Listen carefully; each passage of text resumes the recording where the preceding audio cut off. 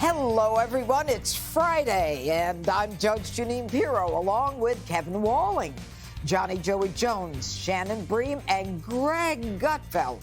It's 5 o'clock in New York City, and this is The Five.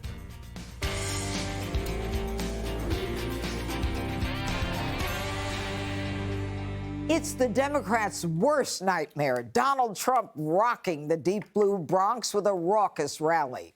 The lines were spanning blocks to get in. The former president firing up over 10,000 supporters who chanted 4 more years. Trump on message, laser focused on the Joe Biden disaster, demolishing Sleepy's failures piece by piece in his pitch to minority voters. What a crowd. This is something.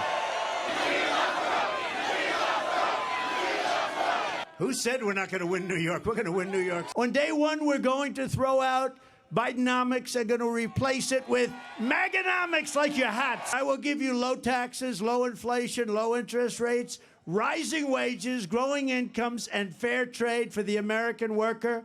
And we will make energy affordable again by saying, drill, baby, drill. Drill, baby, drill. I have come tonight to talk about solving problems. The simple fact is Joe Biden is not getting the job done for the Bronx.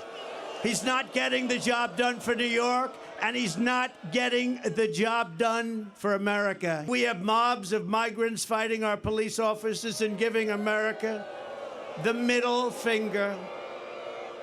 Very simply, Joe Biden puts illegal aliens first. I put America first.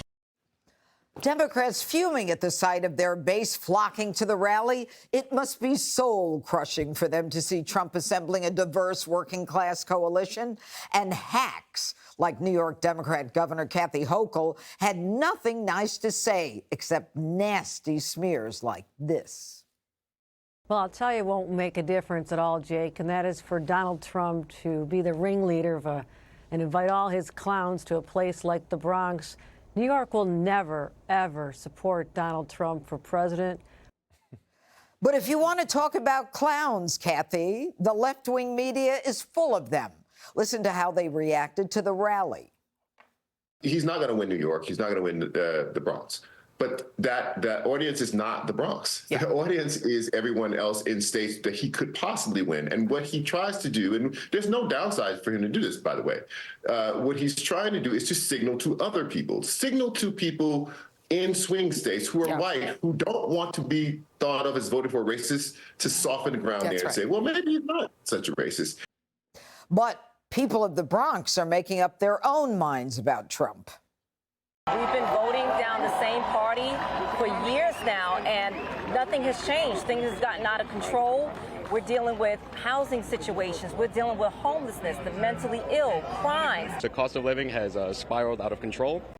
I don't see Biden doing anything about it. And also, there's an influx at the border that needs to be dealt with, and I think that Trump is the man to do it. I've seen the change go for the worse. With the Bidenomics, with the Democratic Party. I've been Democrat all my life. And Donald Trump, he just has the right answers. So Donald Trump dares to go into the big blue Bronx. Biden wouldn't do that in a deep Republican area, would he? I don't expect him to. Yeah, basically threw a bash in their backyard.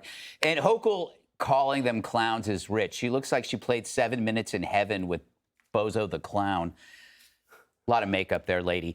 This is a battle between reality and ideas. So the reason why I think Trump resonates and why there's excitement is that he talks about real things, not ideas. So it's like jobs, it's crime, the border, and prices. And then he talks about bacon. He goes off on bacon. I can't buy bacon. That's a thing. Joe right now and the Democratic Party are floundering in ideas. You know, white supremacy, threats to democracy, the soul of America. These are things that you cannot touch. These are concepts. But when you talk about your family, that is real. When you talk about your kids, that is real. What Joe is pushing is a denial of what's real by calling everything an idea. So gender isn't real, it's an idea. Crime isn't real, it's a perception. Inflation isn't real, it's a concept. I think the mistake that the Democrats have made probably in the last 10 years or so is that they left the world of the real for the world of the abstract. They took the lead from the campuses and they abandoned the cul-de-sac. So like when you think about how you think about your friends, whether they're Democrats or Republicans. They're friends, they're family, they're relatives, they're co-workers. But to the Dems, it became everyone became a vessel of power. You know, oppressor versus oppressed. Gender becomes a fluid concept. The border is not a tangible thing. Right now, you're seeing people kind of react and go like, what is Biden talking about? None of these things resonate in my life. Meanwhile, this guy's actually talking about the stuff we see every day. Immigrants outside of hotels, you know, driving up 6th Avenue, guys passed out. It's like those are things that you can touch, although I don't advise it. Yeah. You know, Shannon, when you listen to Donald Trump here, he was very authentic. He was himself. There were no sweeping generalizations. There were no, there was no hyperbole. He was just real. I mean, Greg is right about that. I mean, do you think that he hit the message the way he wanted to? I think he feels like there's an opportunity. Republicans see an opportunity to say there's been a shift. They want to point to Democrats, for example, the progressive stuff and what's happening on campus, saying they're now the ultra elite Ivy League educated folks. We're now the working class party. That's the argument they want to try to be able to make. So I think he was willing to go here and let the optics do some of the talking, where President Biden goes to very controlled environments. They're much smaller things. And as you said, I'm not sure that he's going to go to Alabama and try to do an event down there. But President Trump seems willing to go into here. He knows not everybody in the Bronx loves him. He's a New Yorker. He knows how this works. But remember, even if these aren't all Bronx people that are there, listen to the ones who do say they're from there. There was a teacher that one of our folks talked to yesterday who said, I'm from the Bronx, I teach here, and when I look around and see that resources are being spent on people who are here illegally, that we have compassion for, but it means resources are away from our communities, and I'm struggling economically, that's a real problem for me. So it's worth listening to those voices, whatever party you're coming from. Kevin, why are the Democrats so afraid? I mean, why does Kathy Hochul have to have her moment of her deplorables moment and call the Republicans clowns?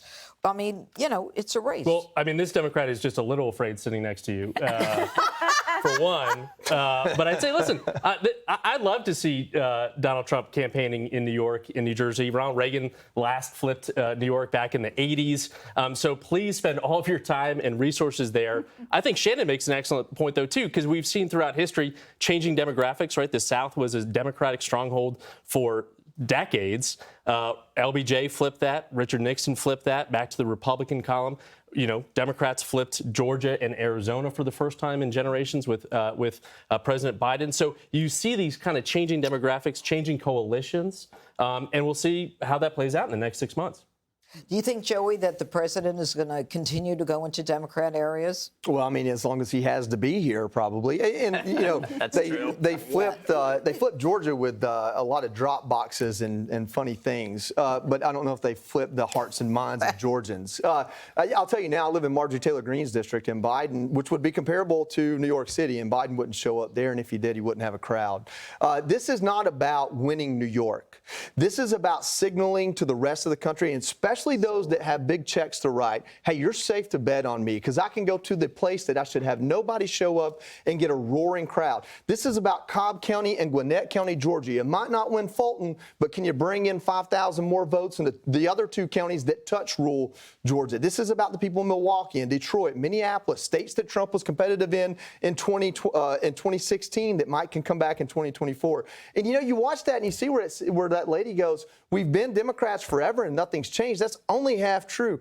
Things have changed. The policies that Democrats have enacted in big cities and urban areas to control rent and to control education and to do things to try to even the playing field and bring in equity have only hurt them. It's only held people down. And so what has changed is the opportunity for those people to keep up with the rest of the country who's seen prosperity since 2008. And so does it matter if he wins New York? No. What matters is everyone sat at home and watched that and said, wow, You know, in Texas, the bigger belt buckle you wear, the more there better be behind it. You should have won a rodeo. That's like walking in with a big belt buckle. That's what that is. That's signaling to the country, I can do this in New York. Yep. What's with the dark shirt? I don't know. It's blue. I like it. What's wrong with it? It matches the tie. I know. We got a little I don't know. matching You, here. you like look it? like It's got a you might- pocket square, too. What's with the school uniform? It's Friday. It's Friday. It's free dress day, Joey. You look like you sell Winnebagos. I'd buy a car. I'd buy a car. Even after that tangent, I'd buy a car. Hey, Sean Hannity here. Hey, click here to subscribe to Fox News YouTube page and catch our hottest interviews and most compelling analysis. You will not get it anywhere else.